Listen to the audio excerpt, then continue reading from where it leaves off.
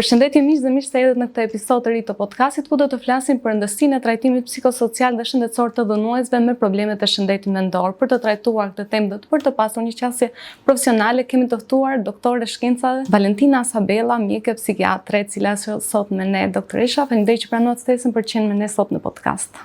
Faleminderit ju për ftesën. Në fakt problematikat e shëndetit mendor, sidomos në këtë periudhën e të nxehtit, janë pak më të agravuara për shkak dhe të situatave që ju krijohen, qoftë nga e nxehta apo qoftë nga problematika të tjera që mund t'ju ndodhin.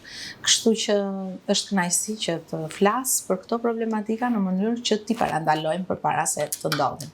Për të futur direkt në temë, doktoresha, a është gjithmonë shëndeti mendor lidhet me sjelljet e dhunshme? Pra një person që ka probleme të shëndetit mendor ka predispozitë që të jetë i dhunshëm? Nuk duhet etiketuar patjetër që një situatë dhune lidhet me problematika të shëndetit mendor. Ashtu siç nuk mund të them që çrregullimet e shëndetit mendor nuk shoqërohen me raste të dhunshme.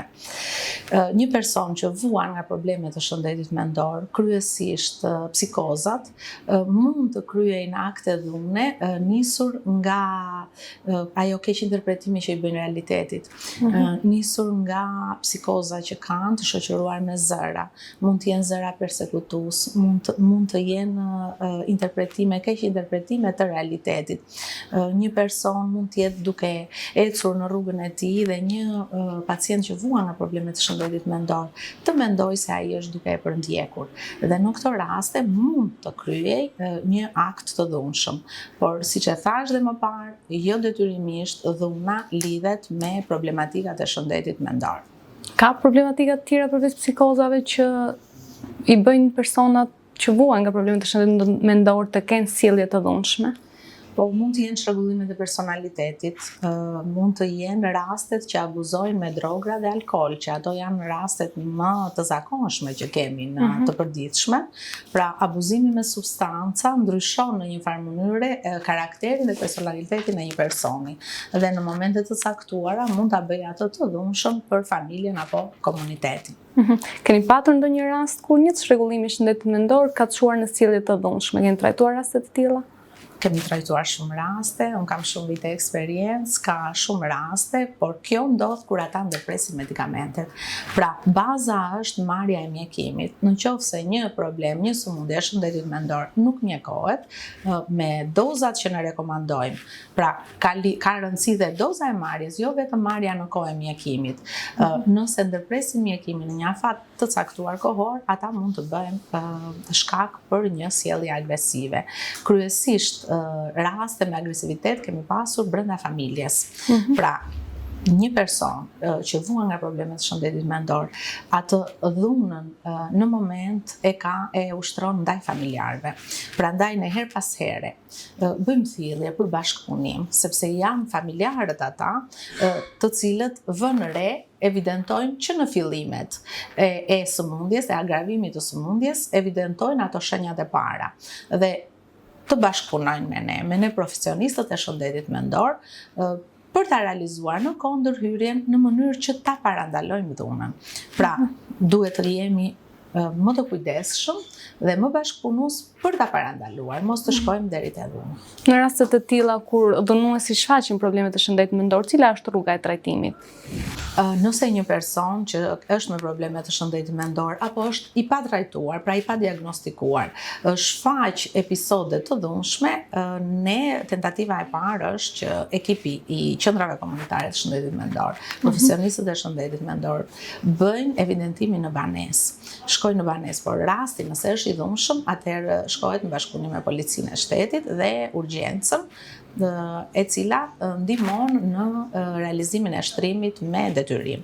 Pra, nëse një person përbën rrezik për jetën e tij apo të familjarëve, me protokoll ne realizojmë shtrimin me detyrim. Pra, pa dëshirën e tij. Sigurisht përpara është e zauruar ajo pjesa ku ne bëjmë, si të thuash, atë psikoedukimin për të marrë mjekimin. Por në rastet shumë të dhunshme, as ky psikoedukim nuk mund të realizohet, për arsye se një person i dhunshëm nuk mund t'i afrohet askush. Bani me ndonjë rast? që mund ta ndani me ne? Në fakt, një rast ka qenë shumë i vështirë kur ne si ekip kemi qenë në një nga zonat periferike të Tiranës. Pacienti ishte i mbyllur në banesë, një nga familjarët ka ardhur tek ne dhe ka folur për situatën se si ishte, por në fakt nuk na e tregoi me hollësi që ishte rast i dhunshëm. Dhe ne ishim dhe femra, vetëm femra, dhe jemi ndodhur përpara një rreziku sepse shkuam në banesë dhe ai mbylli derën. Dhe ne u detyruam të ishim me pacientin, me një zotëri të moshuar dhe ne që ishim 4 femra. Megjithatë, sigurisht ne jemi të përgatitur për situata të tilla, por dhe rasti nuk ishte i asaj kategorie që të ushtronte dhunë fizike, por ne vetë u ndjem sigurisht shumë të frikësuar. Një rast tjetër që ka ndodhur këtu në zyrën tonë, një pacient shumë i agituar ka ardhur, ka shkatëruar gjithë orën ditë, ka shkatëruar dyert e zyrave, ka thyer xhama dhe ka krijuar një situatë kaotike në institucion ku dhe pacientët e tjerë janë frikësuar. Është ndërhyrë nga policia e shtetit, urgjenca dhe është realizuar shtrimi me detyrim. Mbasi shtrohen, në qoftë se nuk trajtohen afatgjatë, kjo nuk përbën rëndësi nëse ne e shtruam dhe e trajtuam një javë. Jo, e rëndësishme është që ne ta trajtojmë afatgjatë. Pra, mbas kësaj, bashkëpunimi me familjarët është çelësi i suksesit. Pra, ne më vonë të kemi ndjekur rastin me medikamente të formës depo, pra ekipi i shëndetit mendor shkon në banesë, injekton formën depo, që e mban atë për 2 javë apo 10 ditë në varësi se si ne me protokoll e vlerësojmë si duhet të trajtohet.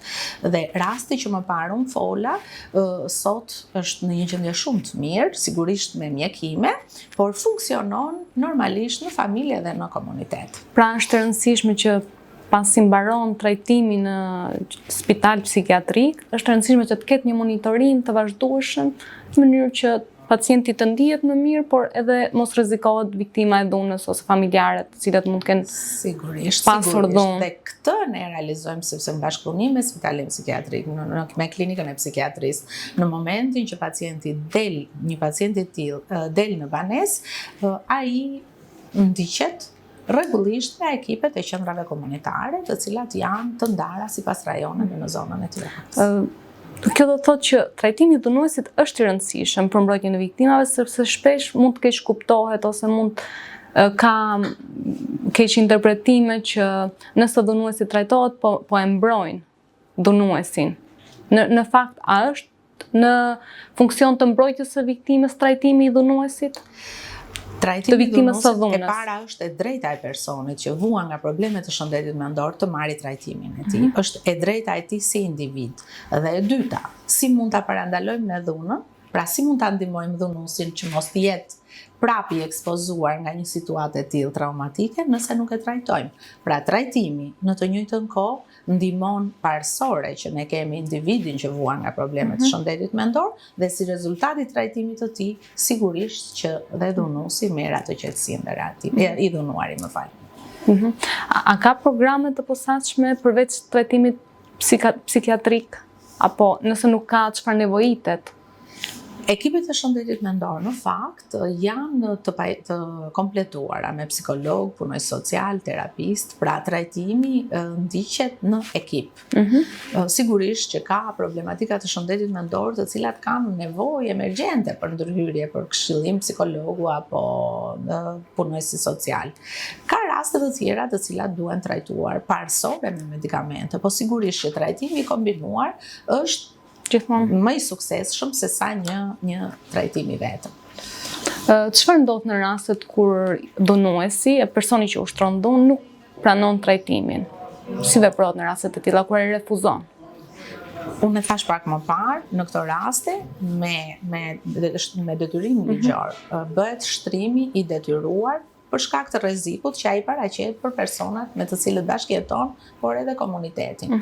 Pra, realizohet shtrimi i detyruar nëpërmjet një specialisti i shëndetit mendor që i përket zonës së mbulimit, se kjo bëhet në rrugë shtetërore, sigurisht, që i përket zonës së mbulimit, bën vlerësimin e situatës aktuale, bën dokumentat e shtrimit, pacienti shtrohet me forcë, me detyrim në klinikën e psikiatrisë, aty qëndron për një periudhë kohe, derisa ata e vlerësojnë situatën e cila nuk mund të jetë më e rrezikshme për të dalë në komunitet.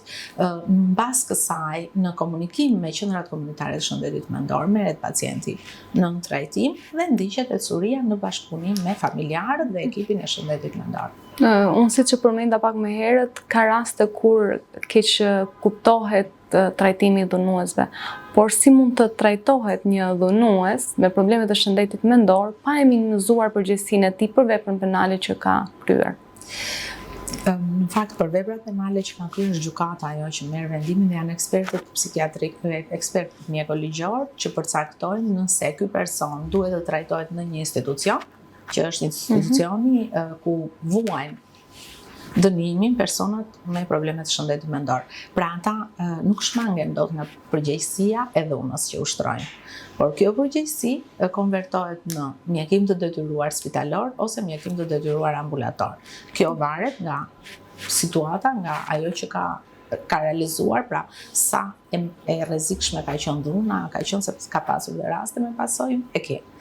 Ky person s'mund të jetë në komunitet, do qëndrojë gjatë në qendrat e trajtimit, institucionet, të cilat janë në mbikëqyrje të mjekëve dhe sigurisht policisë apo të drejtorisë burgjeve diçka.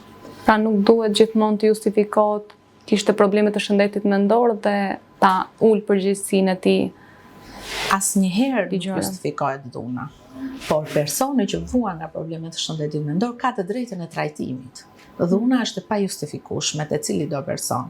Ka të drejtën e trajtimit, ku në varësi të asaj situate që ka krijuar, bëhet edhe vlerësimi spitalor ose ambulant. Doktoresha, ju keni një eksperiencë të gjatë që jeni përballur me pacient që vuajnë nga probleme të shëndetit mendor, përfshirë edhe ata që ushtrojnë sjellje të dhunshme. Çfarë mendoni se janë disa nga gabimet që bëhen në lidhje me trajtimin e tyre? Tek ne në Shqipëri vazhdon akoma stigma, ku familja e para është ajo që përpiqet ta fshejë një problem të shëndetit mendor. Ne vazhdojmë të mendojmë që sëmundjet e shëndetit mendor nuk janë sëmundje si gjithë të tjerat. Dhe është turp që ne ta çojmë për ta mjekuar. Pra ka shumë raste të cilët paraqiten dhe thonë ne duam ta trajtojmë, po mos ta marri vesh askush. Pra vazhdojmë t'i ruajmë. Kjo gjë bën kjo çon në rëndim të situatës, sepse sa më herët të kapen dhe të trajtohen problemet e shëndetit mendor, aq më shpejt arrihet rikuperimi i tyre, aq më shpejt këta persona integrohen në jetën sociale dhe në komunitet. Nëse këto situata agravojnë deri në shkallën ku personi izolohet dhe nuk pranon të marrë mjekimin, aty pastaj është shumë e vështirë që ne të ndërhyjmë, sepse në qoftë se një person nuk është i dhunshëm, nuk e detyrojmë dot. Pra ligji nuk na lejon që ne ta mjekojmë pa dëshirën e tij. Por në fillimet e sëmundjes, në bashkëpunim me familjen, në bashkëpunim me shoqërinë, komunitetin, të afërmit, ne mund të realizojmë një trajtim duke bërë një bisedë psikoedukimi me pacientin. Në situatat e agravuara, aty është shumë e vështirë. Pra nevojitet një bashkëpunim mes mjekëve, pacientit edhe familjarëve dhe komunitetit ku ai jeton, në mënyrë që të ketë një trajtim sa më adekuat. Po në lidhje me sistemin shëndetësor, çfarë nevojitet të ndryshohet për përmirësimin e ofrimit të shërbimeve për këta pacientë? Pra pacientët që vuajnë nga problemet e shëndetit mendor dhe ushtrojnë dhunë. Do të ishte mirë që pacientin pas daljes nga spitali të ndiqej nga disa qendra rehabilitimi, që në dijenin time janë disa qendra rehabilitimi që pas daljes nga spitali mund të kalojnë një periudhë kohe aty ku të marrin trajtimin dhe të marrin mbështetje psikosociale. Pastaj në bashkëpunim me qendrat komunitare të shëndetit mendor, me profesionistët e shëndetit mendor, arrijmë që të bëjmë trajtimin afatgjatë, për arsye se sëmundjet e shëndetit, problemet e shëndetit mendor kërkojnë trajtim afatgjatë. Kjo ngatrohet në popullat. Në momentin që merr mjekimin, sëmundja dominohet, zbutet, kthehen funksionet. Por nëse ajo nuk trajtohet në atë afatin kohor të cilën e përcakton vlerësimi që bën, vlerësimi her pas hershëm i pacientit nga mjekët, nga profesionistët e tjerë të shëndetit mendor, atëherë kjo sëmundje rikthehet. Ky është problemi në shëndet mendor, që pacienti bëhet mirë dhe ndërpret mjekimin. Pra një trajtim që të përfshijë përveç medikamenteve të jetë afatgjatë dhe i monitoruar dhe një hallë shumë e rëndësishme për këtë trajtim ju theksoni që është një qendër ndërmjet spitalit psikiatrik dhe familjes, në mënyrë që të monitorohet sa më mirë. Doktoresha, ne tashmë jemi gati në fund të intervistës dhe duke qenë se ju e përmendet rolin e familjes shumë të rëndësishëm në trajtimin e dhunuesve me problemet e shëndetit mendor, do doja nga ju një mesazh për familjarët që ata të jenë sinjalizuesit në mënyrë që të adresojnë dhunën për të minimizuar efektet që mund të ketë në familje, por edhe në përmirësimin e gjendjes së dhunuesit. Unë do t'ju thoja që të vuash nga problemet të shëndetit mendor nuk është turp. Është një sëmundje që si gjithë sëmundjet e tjera. Prandaj ne duhet ta pranojmë që ka sëmundje fizike, po ka edhe të anës emocionale apo të shëndetit mendor. Prandaj duhet jemi të vëmendshëm, të evidentojmë qoftë edhe ndryshimet apo sjelljet të cilat na duken të çuditshme për personat me të cilët bashkëjetojmë. Dhe do të thoja që të kërkosh ndihmë. Të kërkosh ndihmë është kulturë. Nuk është gabim, është forcë. Ta trajtosh, t'i japësh mundësinë e trajtimit një personi që vuan nga problemet të shëndetit mendor, e ke shpëtuar në një farë mënyre, sepse çdo njeri ka të drejtën të integrohet dhe ta jetojë jetën ashtu siç është. Sëmundjet, problemet e shëndetit mendor e prishin këtë cilësi jete. Sëmundjet e shëndetit mendor e prishin këtë marrëdhënie sociale të shëndetshme të një personi. Ta ndihmojmë atë të kthehet në realitetin që duhet të jetë. Pra një person me probleme të shëndetit mendor gëzon të drejtën të jetojë në mënyrë të shëndetshme fizikisht dhe emocionalisht. Prandaj unë do thoja, adresojini personat që vuajnë nga probleme të shëndetit mendor te profesionistët e shëndetit mendor. Mos hezitoni të kërkoni ndihmë. Shumë faleminderit, mesazhi juaj ishte shumë i qartë. Faleminderit për gjithë informacionet që ndatë sot me ne. Faleminderit ju për ftesën.